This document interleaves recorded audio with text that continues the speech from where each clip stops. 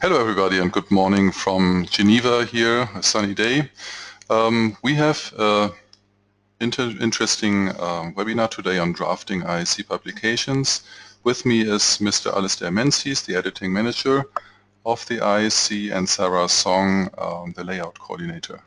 So today we will discuss the drafting of IEC publications, and we really have the people right here in the technical department who are responsible for this. So this is a fantastic opportunity to see all the details, to get some good tips and good background on the drafting of publications. And of course you have an opportunity to ask questions. In your webinar pane here on the screen on the right side, you can see that you already can download the slides as a PDF, so please do that. And we will also record this webinar, so after the webinar you will be able to hear it on the IEC website, on the Academy website. As said, you can ask questions. We will have a question and answer session at the end of the webinar, so please only ask questions during the presentation if it's really urgent or if it helps your understanding of the presentation. But no worries, we will have a question and answer session. So Alistair is ready. I see him here next to me, and I hand over now to Alistair. So hello Alistair, and you have the floor. Good morning, good evening everyone.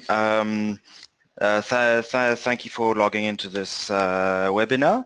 So I'm here with Sarah Song to present a few essential aspects of drafting IEC publications today. We will be looking from a high level at a few aspects which should help you in the drafting of your publications, looking at some of the rules and sources of information for your work, how to use the IEC's standard template, some of the basic workflows and communication with the editorial staff here. And as we talk through this presentation, we'll look at some of the keys to success in the drafting exercise. But before I go into any of that, I just want to remind you, and this might seem very basic, what we consider to be a successful IEC publication. So obviously one of the first aspects of an IEC publication that is successful is that it has to be technically correct. That is your job as technical experts to ensure that happens, and that is what we expect of an international standard. Another aspect linked to an international standard is that it represents the consensus of opinion at the time it was published. Within your working groups, you will be working together and to try and achieve this consensus of opinion, which will then be voted on by the national committees later on. And lastly, an IEC publication which is successful is written in a precise and simple style. There are two main reasons for this. Firstly is that you are not writing for yourself, you are writing for other people. So qualified people who have not participated in the drafting of a standard have to be able to understand it.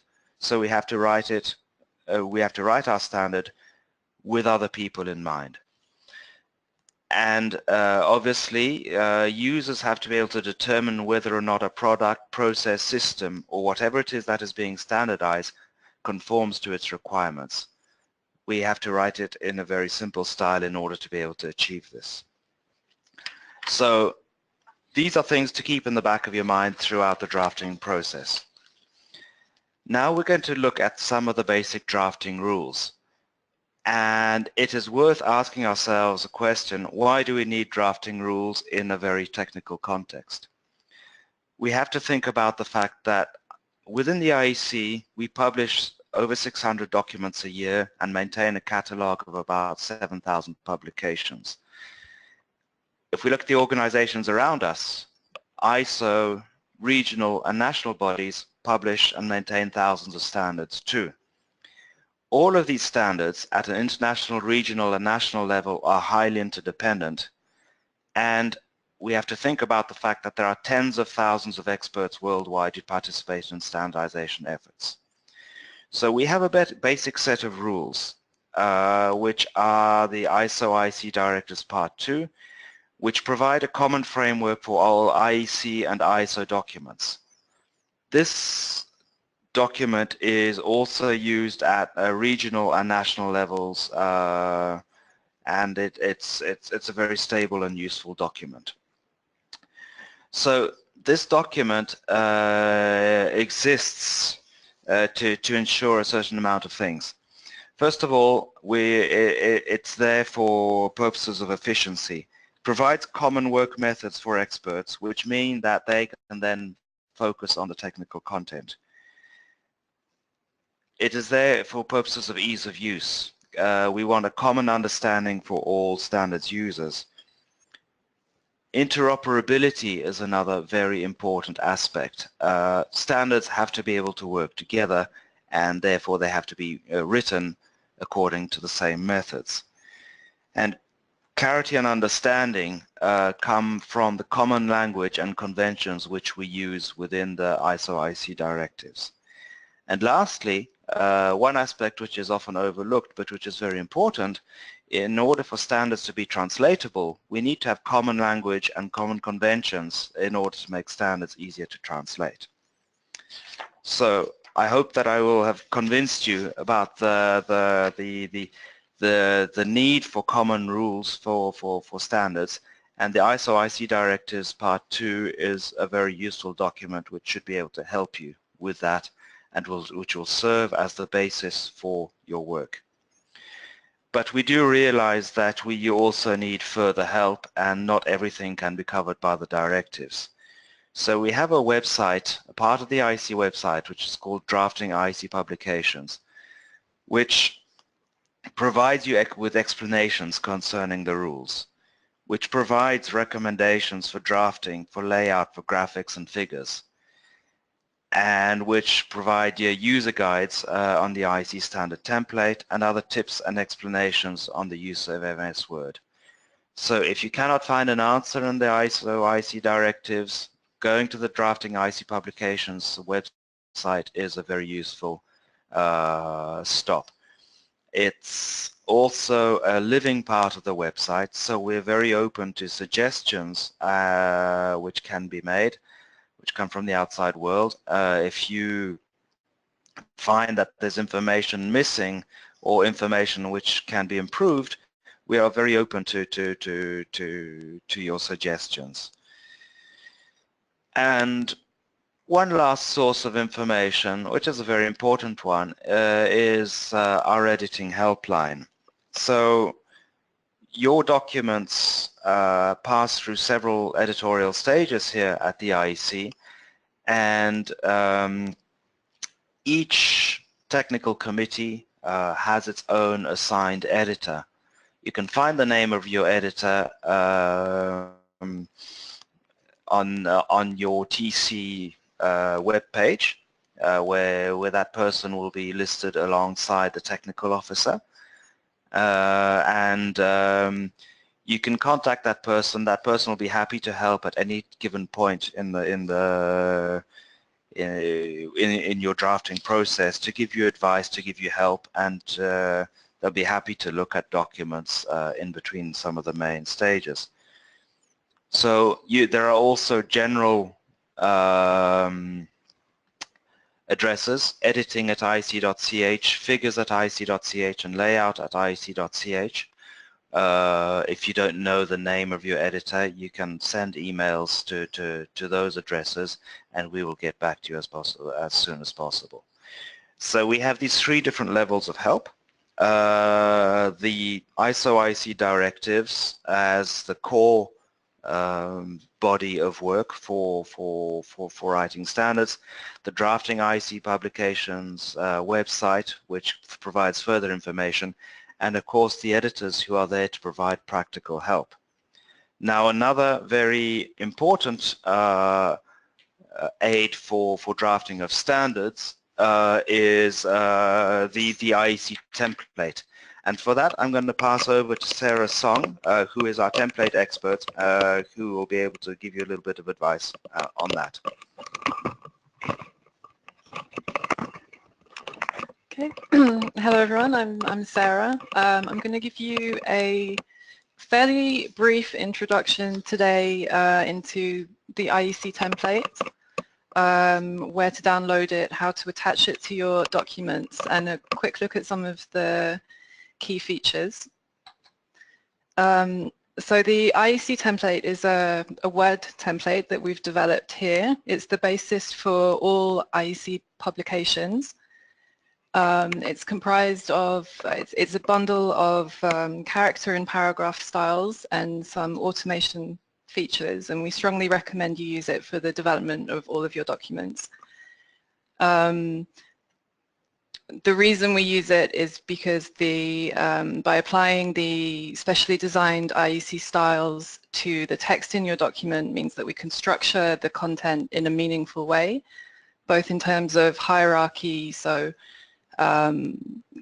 using heading styles, the clause level 1 and level 2 is clearly defined in the document. The styles define the function of parts of the text, and the automation features such as adding or removing line numbering, inserting landscape pages, etc. have all been added to make your work easier. We've been working on the latest version of the template, which we haven't launched yet. It will be ready in a couple of weeks, we hope. It's almost there. We're in testing phase right now, and this has been redesigned specifically with the purpose of making it much easier to use. So the main feature is the customized ribbon element that you can see here. It's called the tab, which is called IEC template, and this is divided into 5 sections. Insert various elements is the first on the left. So from here there's a button for line numbers. You can add or remove line numbers.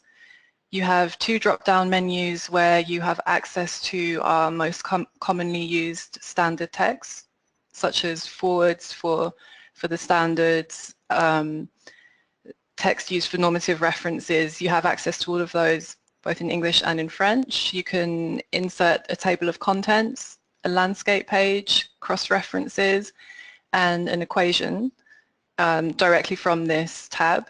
The next section deals with tables and figures, so you can insert a placeholder figure or a table from here, automatically numbered captions for figure and table titles, and then there's a drop-down for the commonly used table and figure styles. The next section is terms and definitions. So again, you have a drop-down for the terminology styles for term numbers, term definitions, etc. You can insert an automatically numbered term note, and the Insert New Term button opens up the terminology input mask, which is a really useful feature for quickly adding new terminological entries into your document which appear correctly styled and in the right order. The next section is various IEC styles. So this deals with all kinds of text styles, the heading styles, styles for annexes, lists. And then other style commands is the final tab. We have one question from a participant, from Ms. Claudia Klump, and the question is, how can I update an existing document? Update an existing document with the new template? With the template, yes. So I will actually get to that in a couple of slides, if that's okay. How to attach the document to a working, the template to a working document. Okay, I'll move on to the next one. So, as I said before, one of the main features is the IEC tab that appears when you attach the template to your document. The second useful thing is the template itself contains a model structure of an IEC international standard, as well as useful tips and some information about how to put your document together. So when you open up the template, this is what you'll see.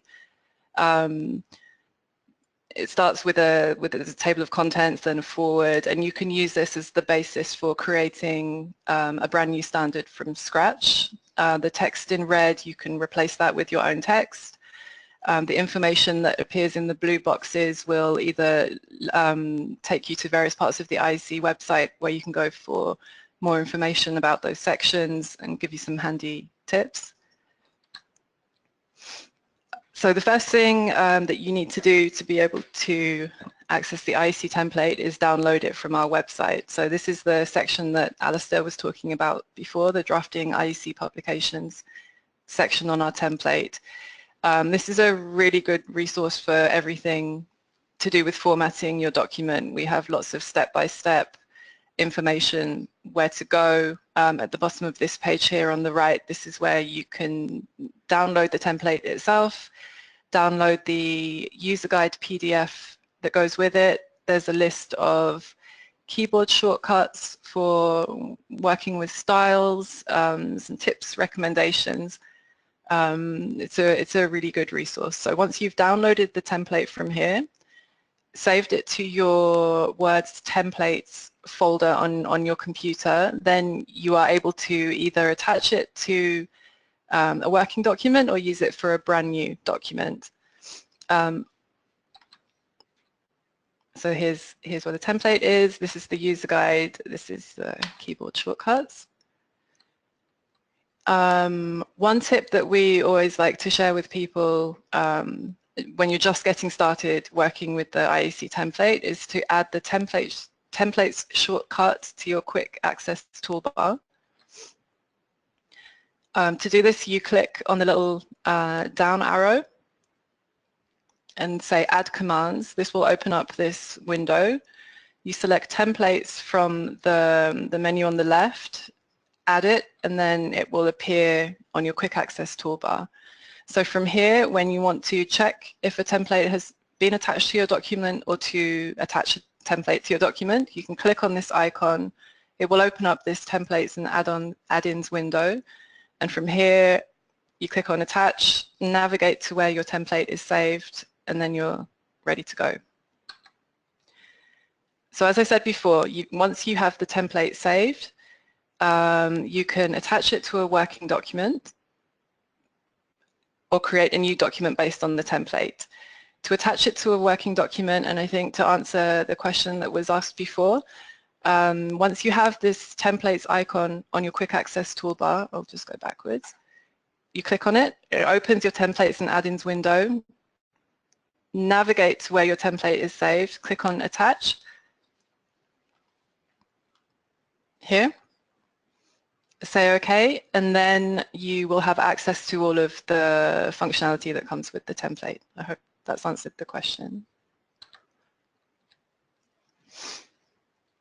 So why do we use styles? We've developed a whole package of quite specific character and paragraph styles that come in with the template.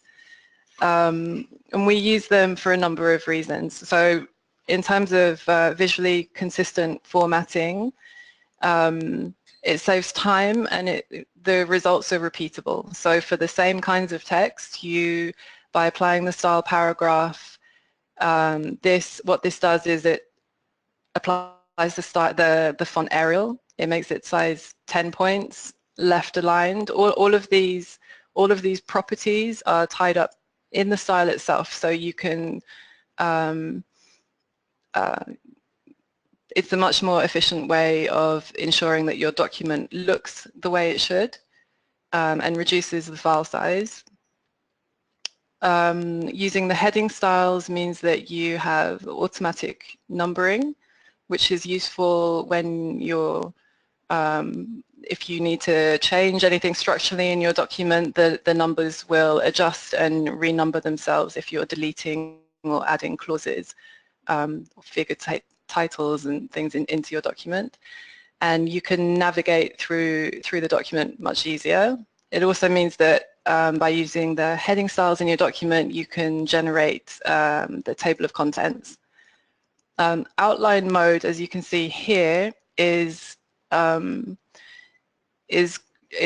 useful feature for being able to quickly see which styles have been applied to your document. So you go to View and click on Draft or Outline Mode, and this window appears on the left.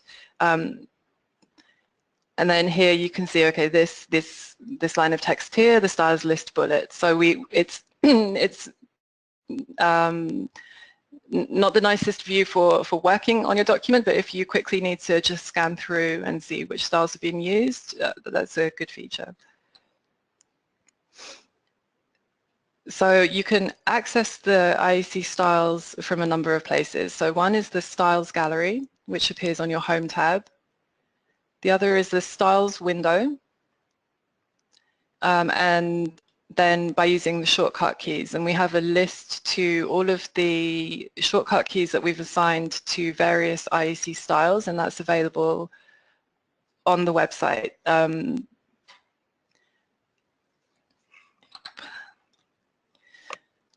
So as well as ensuring the visual consistency of the document using styles, we also use styles to insert a structural hierarchy within the document, so the subdivision of a document.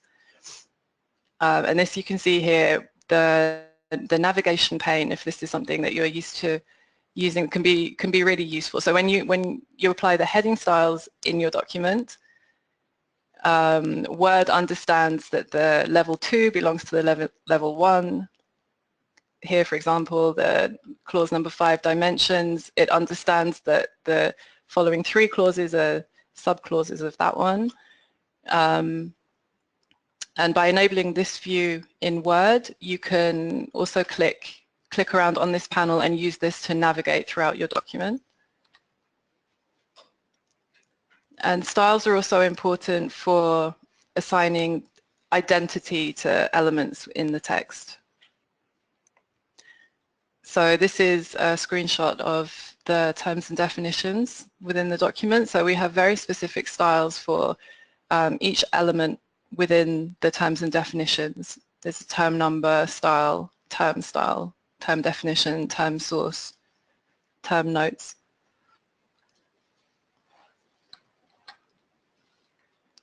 Automation and auto text. So as I mentioned before, when we were looking at the IEC template tab, you have access to a number of automation features on the tab.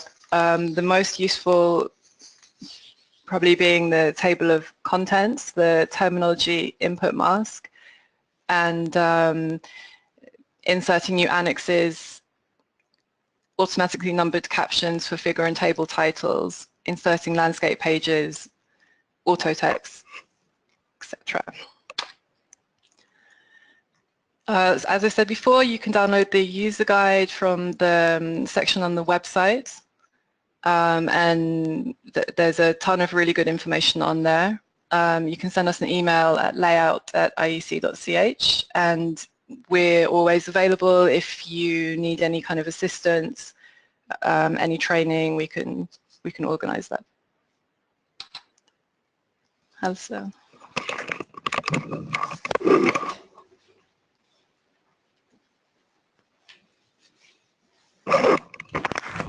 Right, so back to me. This is Alistair speaking. So yes, the template is very useful in providing this structural hierarchy to the content and reusable elements. It really can help a lot, and we do realize also that it can be very useful to contact the layout group if you need practical help, because it's sometimes easier to understand once you start using it. It's very simple once you start using it.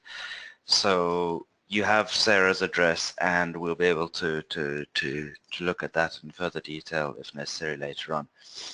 So now I want to look at a few essential notions about writing standards which are covered by the ISO IEC directives. Some of the cornerstone principles which we need to understand as we go about writing a standard. So we look at certain aspects linked to structure, titles, language, normative references, and terminology. So let's have a look at some of these. So first things first, it's worth noting that the ISO IEC directives dictate a common structure for all standards. So you find the same elements appearing in the same order every time, and they all have a particular function which is described by the directives. The idea here being that the user can open any standard within the ISO IEC world and find the same structure and the same function for each element of those structure. It helps readability and it helps interoperability between the standards. So one of the very basic things you'll have to do when you start writing standards is to write a title and a scope. So these are very important elements. It might seem very trivial since we're writing a technical document, but they're not actually, because they provide a concise description and delimitation of the subject matter that you are dealing with within your document. So when we talk about titles, we have to think about the scope and range of the title. Is the title too wide-ranging, or does it unintentionally limit the scope of the document? So here I've got an example, which is a real-world example taken from the ISO world. Actually, this came from a colleague in ISO. So we have here a title which is grindability of diamond pellets, test method and classification. If we take a step back and think, what are we grinding with our diamond pellets? What does this apply to? We don't know. With a title like that, we could imagine that this document applies to everything in the known universe, but that's not the case. So after some interaction with the technical committee involved, it was the title was corrected, and we added in this element, raw optical glass grindability with diamond pellets. So now knew that the scope of the document was limited to raw optical glass. Another thing that you will notice there is that in the order of appearance of the elements of that title, we go from the general to the particular. So we say that the general field of application is raw optical glass, then we go into more detail, grindability with diamond pellets, and then into more detail, test method and classification. So that is the way that we have to construct our scope. If we were to put those elements of the title in a different order, it would change the actual scope of the document. So we need to order our elements correctly. If we look at titles, we also have to consider what we do when we write a series of documents. As you know, IEC standards can be subdivided into parts and subparts. So we need to think about how we order the elements within our titles. So documents which belong to a series require a common title. If we look at the case here, we've got 60947-1 and -2. Both the -1 and the -2 have a common title there, common low voltage switchgear and control gear. And then, as we go into more detail, the part 1 and the part 2, we see that we add on the extra elements of the title which are particular to those parts. So that breakdown needs to be done whenever you deal with a series of parts or subparts. Now, if we just move on quickly to the scope of a document, the scope is an extension of the title itself. It provides necessary additional details of the title. A title cannot be 15 paragraphs long. It has to be quite concise, whereas a scope can provide the additional details. What's interesting also with the scope is that it can also provide some exclusions. You can say this document does not apply to this case. It applies to this case, but it does not apply to this case, etc., etc. it is sometimes tempting to try and provide background information concerning the document and the scope. And we want to say to you at this point that background information about what prompted the writing of the standard, about the series in general, and so on and so forth, this is information which should not go in the scope. It should be moved to the introduction. So we have the introduction, which provides background and context, and the scope, which provides the actual delimitation of the subject matter. So far we haven't really talked about technical aspects, but it's important that these things be written correctly so that the user knows what the document applies to. Another cornerstone principle for standardization is conventions for the expression of provisions. This is important because language is subject to varying interpretations. Whether or not you're a native English speaker, whatever language you might be working with, the same words can mean different things to different people. So within the world of standards, where we have to be very precise, we have to fix a certain amount of linguistic conventions so that we are absolutely sure and certain what it is we are saying. So let's have a look at some of these.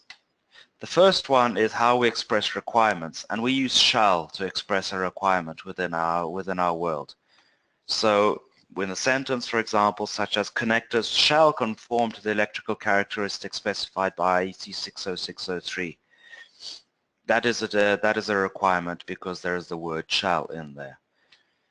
We use should to express a recommendation. So if we take a sentence such as wiring of these connectors should take into account the wire and cable diameter of the cables defined in 61156, we're giving a recommendation to the reader.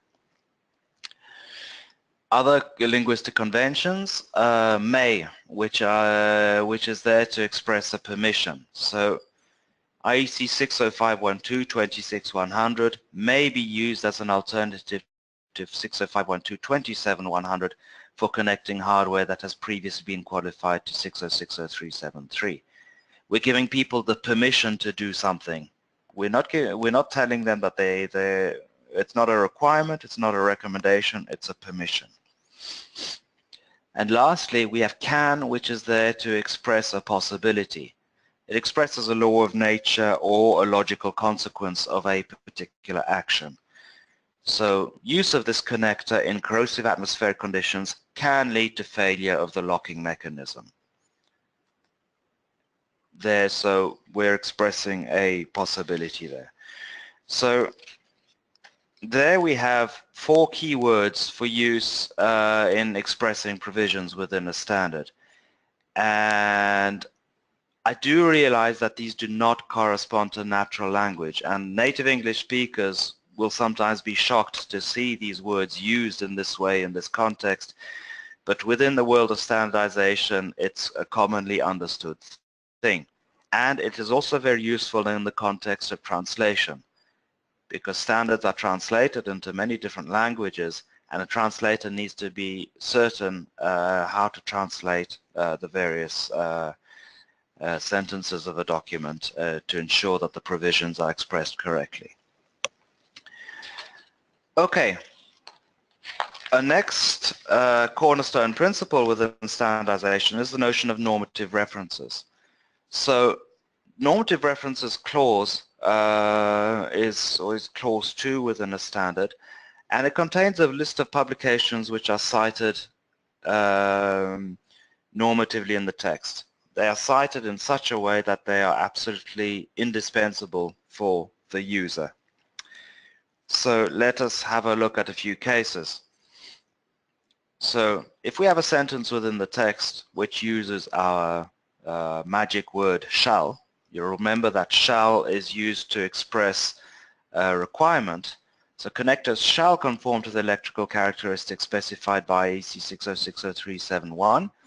You've got a requirement there. You're telling people that they have to go and read 60603-71 and to apply it to that particular case. So this is a normative statement, and the IEC 6060371 has to be listed in the normative references clause. Now, if we take a sentence with the word should, which is a recommendation, wiring these connectors should take into account the wiring cable diameter of the cables defined in 61156. Should is only a recommendation and not a requirement, so therefore this standard which is cited is considered to be informative, and it only needs to be listed in the bibliography. So we make this distinction between standards which are indispensable for the application of the current document, which go into the normative references clause, and standards which are listed for information and further reading of the user, which are listed in the bibliography. One further aspect linked to normative references is the dating of normative references. When you refer to another publication, if you refer to a specific element of that publication, a clause, a subclause, a figure, a table, an annex, or whatever of that publication, the citation that you make should be dated.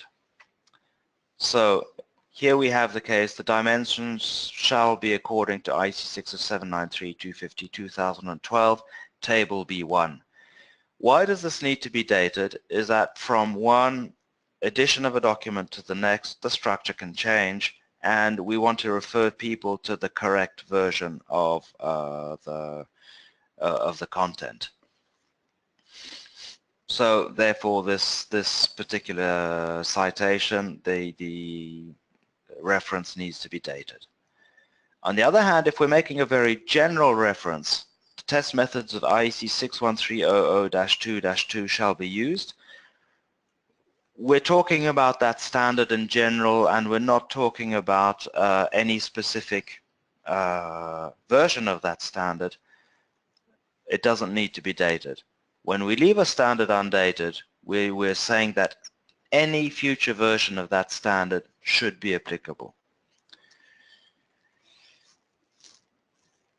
One last thing linked to normative references, only published and publicly available documents shall be cited. So we shouldn't be citing drafts, we shouldn't be citing private communications, we shouldn't be citing documents that are not available under free or fair conditions to the general public.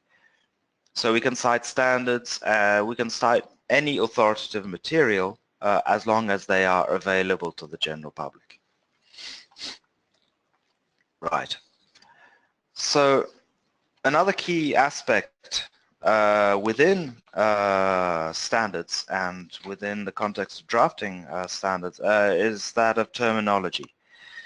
So as we stated before, with respect to the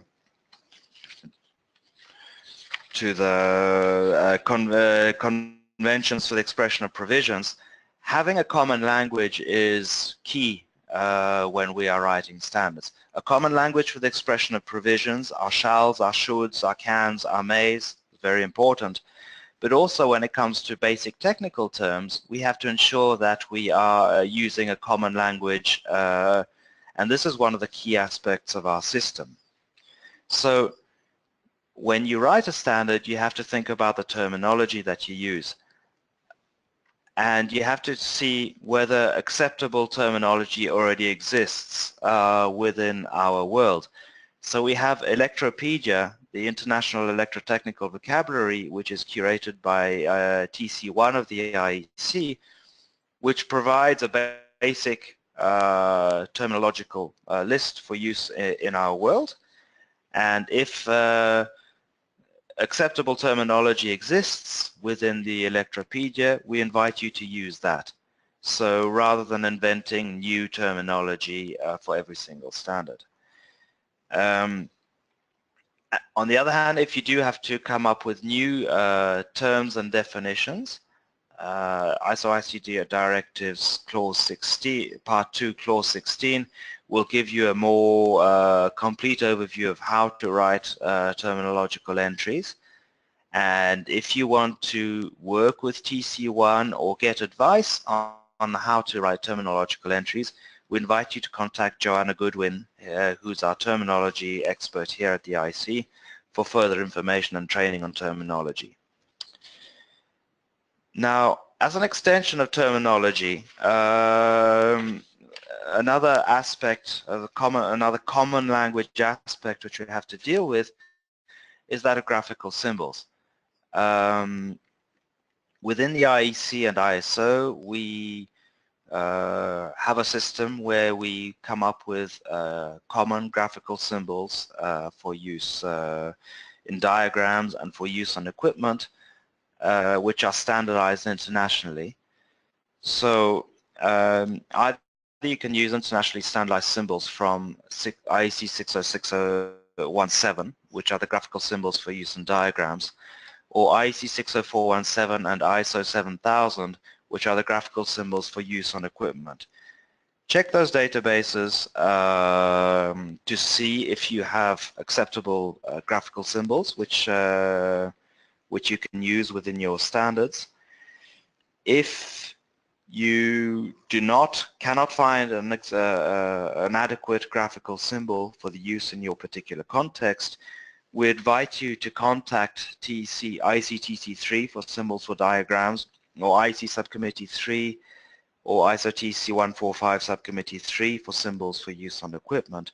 We have an expedited process for the creation of graphical symbols, and it's much better if we work with these technical committees and subcommittees in order to come up with standardized graphical symbols which can then be used and understood worldwide.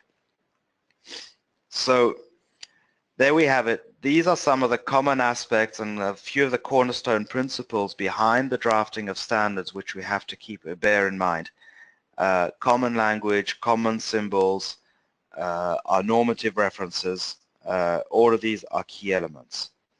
Now, I would like to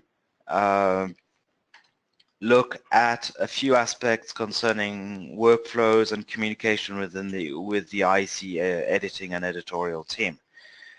So, how do you work with the IEC editing team before the CDV, at the CDV stage, at the FDIS stage, and at the publication stage?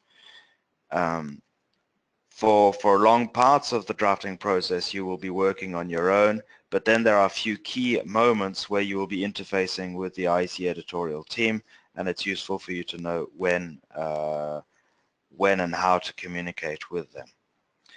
But before I do that, I would want to quickly go over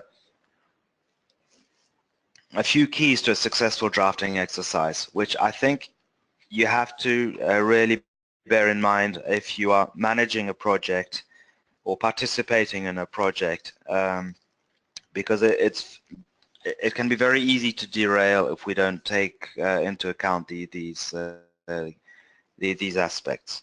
So I think allowing time for planning within your drafting exercise is a key thing. It might seem very basic for me to have to say this, but we have many experts, many projects, and many schedules to manage within our system. There are some 30,000 experts within the IEC system, thousands of projects in the pipeline, many schedules to manage. Allowing time for planning is not a luxury. From a drafting perspective, we strongly encourage you to have one designated document manager for every single document, so that we have one person in charge of managing the draft, of writing the draft, of correcting the draft.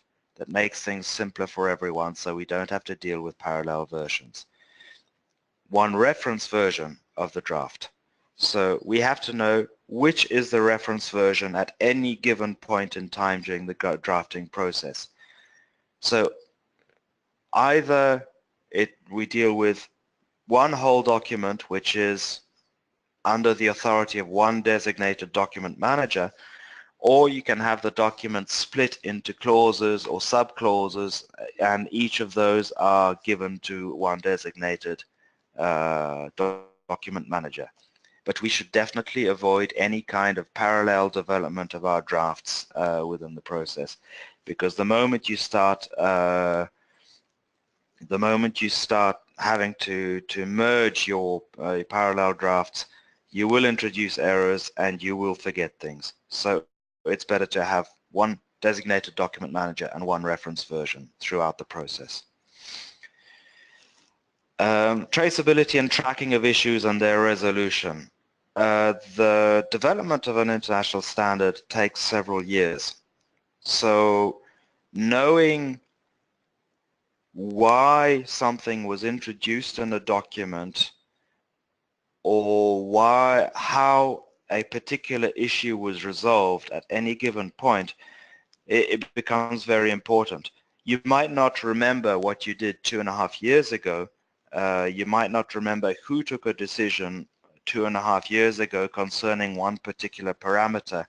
So as comments come in and as they are resolved, it is important to trace and track the resolution of these issues. And of course, communication is key throughout the drafting exercise. It's always very important to provide the next person in line with all of the necessary information for them to be able to do their job. Background to decisions, particularities we have to deal with in the text, any IT issues, any bugs you might have within the document, so that the next person in line can do their job properly and not have to chase after information. So we try, and these are all very basic things which I'm saying, but I think we have to try and keep them in mind throughout the whole process, both at our level and at your level. So now let's look at the various stages in the document's development and what happened at the various stages.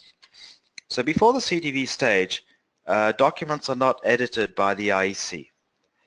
On the other hand, we can provide practical advice. You have the addresses of the editing helpline, and we are very happy to look at drafts, to look at outline structures of drafts and series. We're also very happy to just help you with a little bit of formatting or any basic questions you might have. Do contact us. We're very happy to help. Jan is waving his arm over there. You have a question. We have a little question here from Wayne Pitt, or a little, I don't know, a simple question. Do you have a best practice recommendation to manage traceability in editing? In terms of document versions or in terms of issue tracking and resolution? Wayne, would you like to specify? Probably issue tracking, I guess. In terms of issue tracking, yeah, he confirmed. Yes, well, so I would, can you just turn off your mic? So in terms of issue tracking, it can be complex, but what I would do is I would have a reference to the clause concerned, clause or subclause concerned, a brief description of the issue, the name of the commenter, of the person who made the comment, a proposal which has been made by the commenter, and then the final resolution of the Secretariat. This is essentially what we find on our voting forms. So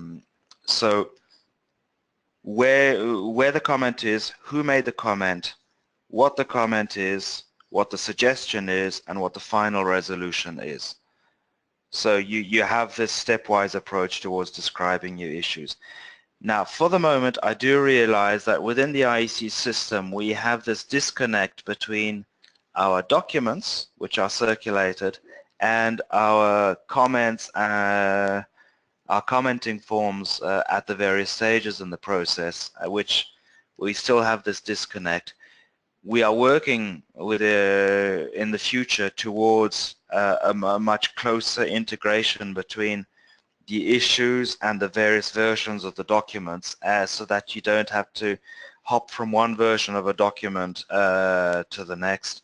And we hope that we will have good news over the next couple of months and years in coming up with a better system for you to not only put your comments in situ, but also resolve them in situ and have a timeline of the issue resolution.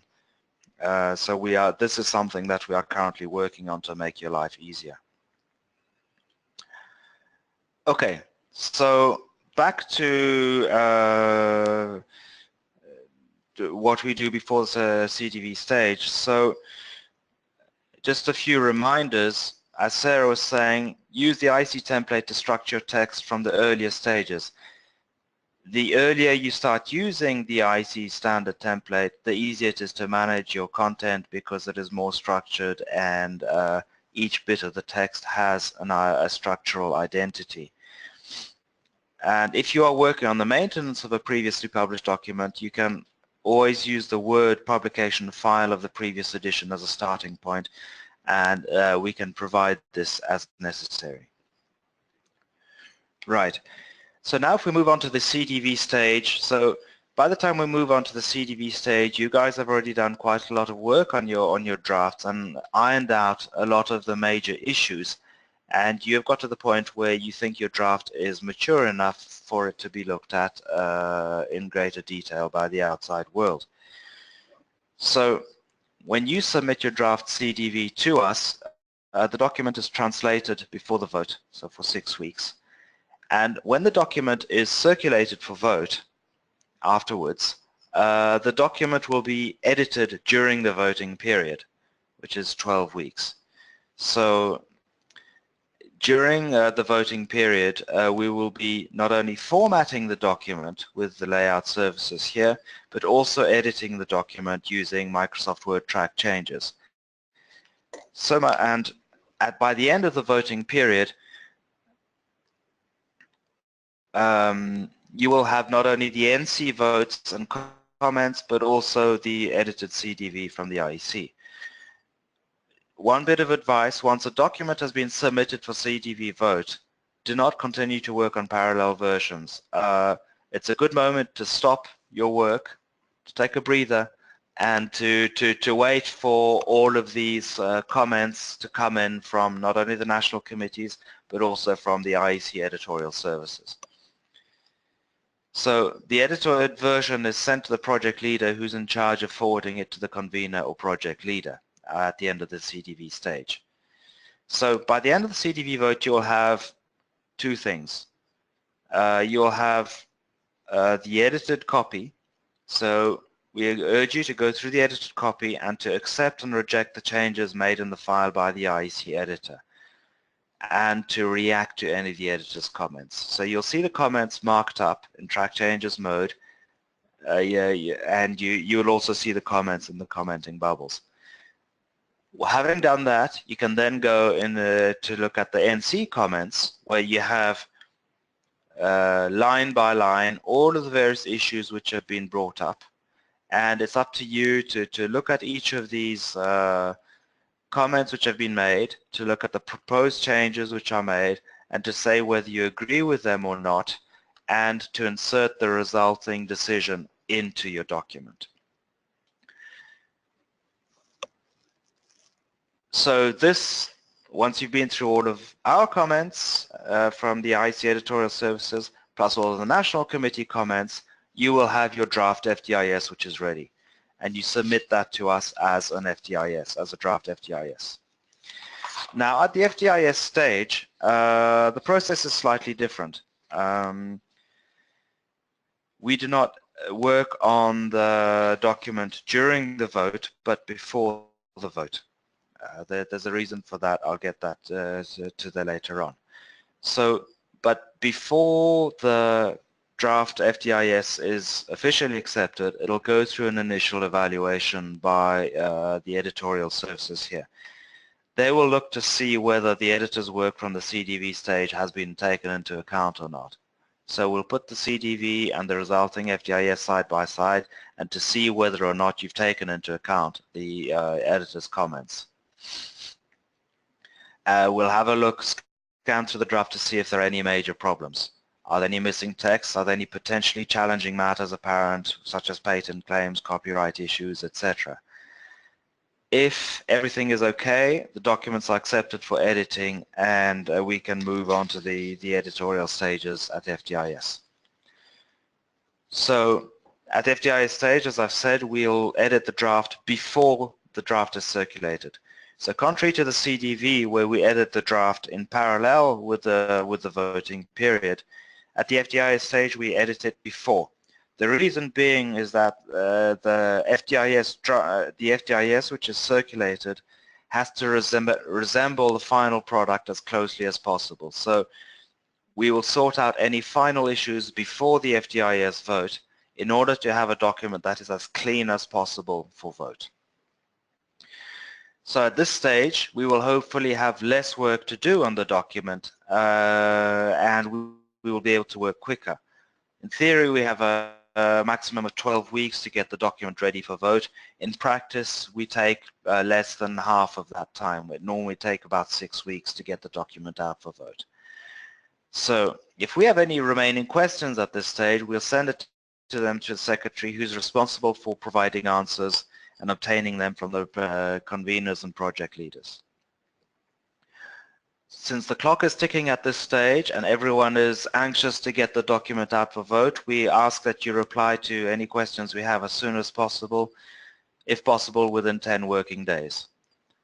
And thereafter, after approval by the IEC technical officer, the document is circulated and the document is voted on. From that point onwards, we will no longer be editing the document at all. When the document comes back after the FDIS vote, we will do the final layout of the document, and then the document will be published. So we minimize our interventions after FDIS, and we try and do all of our necessary work from an editorial perspective at the CDV and FDIS stages. So that brings me to the end of the presentation and the end of the process as I see it in terms of interactions.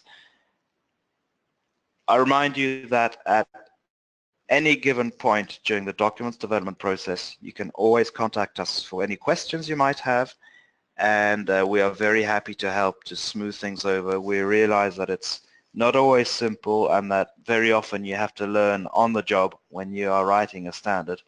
So we're very happy to hold your hand and to help you as you go through this process. Maybe we can move on to see if there are any questions at this stage.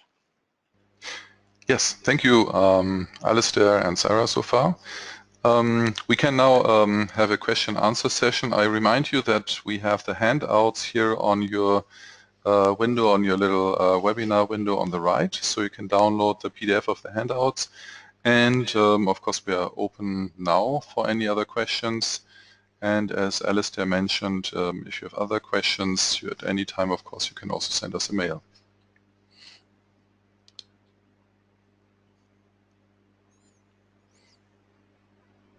We have a question from Thomas Wegmann. Despite all good efforts by the editors at FDIS stage, there are cases where very useful editorial comments by NCs, these are always discarded, aren't they? This is often not satisfactory. Indeed. Yes, there will always be cases where at the FDIS stage we realize that something might have gone wrong for whatever reason it might be. Now, in theory, the FDIS vote is a pure yes or no vote. So no further changes can be made to the text after the FDIS vote. If the document has a major problem, NCs should not be voting yes to the FDIS. If there are, however, problems within the document which have been spotted and which are obvious editorial problems, these can be taken up with the IEC technical officer, who will judge whether or not it is acceptable to make the change or not. We have to find a right balance between the the wishes, respecting the vote of our national committees who have said, yes, this document is acceptable for publication, and correcting any major change, any changes which do have to be made for the document to be correct. So in theory, we don't accept any changes, but yes, we do understand that mistakes do happen, and the conversation has to be taken up with the IEC technical officer to see whether it is acceptable to make a correction after the FDIS or not. Thank you, Alistair. We have another question from Eva Grandheim. Is it okay to give technical comments at the CDV stage, for example, through the National Committee or Working Group? Yes, absolutely. So CDV stage is, for me, the final moment to make technical comments on a draft international standard. So yes, you can make your comments via your national committees at this stage, and very often people have both hats within both with their technical committee hat and their national committee hat. It depends on the various situations. But it is worth saying to national committees that the earlier they get involved in the standards development process, the more influence they can have towards improving the draft. If we suddenly discover major flaws in a draft at the FDIS stage, this is uncomfortable for everyone. So the earlier you get involved, the better. Thank you, Alistair. Eva, I can also tell you that we did a presentation done by Pierre Sebelin, the head of the technical department. You find it on the website of the IEC Academy as a record, and in there it is explained where it's the best possibility to give comments. And as Alistair says, the earlier the better. The earlier you give a comment, the more impact you have. So are there any more questions at the moment? I don't see any other questions. So thank you very much for taking your time, Alistair and Sarah, today. You have a lot of work to do, as we saw right now. We do repeat this webinar Geneva afternoon today, also for other time sessions. So if you want to hear it again, or just join us. And yeah, thank you very much. This webinar will be available as a recording. Thank you and bye-bye.